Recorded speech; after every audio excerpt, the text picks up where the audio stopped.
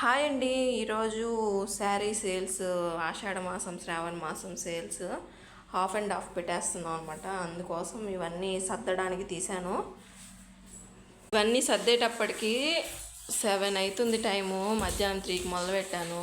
కింద కొంచెం పైన కొంచెం ఇలా సర్దేటప్పటికి ఆఫర్ సేల్స్ మటుకు ఇట్లా పెట్టేశాను అనమాట. పైన పెట్టాను, మా ఇంటి పైన మెత్తి పైన పెట్టేసుకున్నాను. ఇవన్నీ కూడా ఇట్లా పెట్టేసుకున్నాను అనమాట.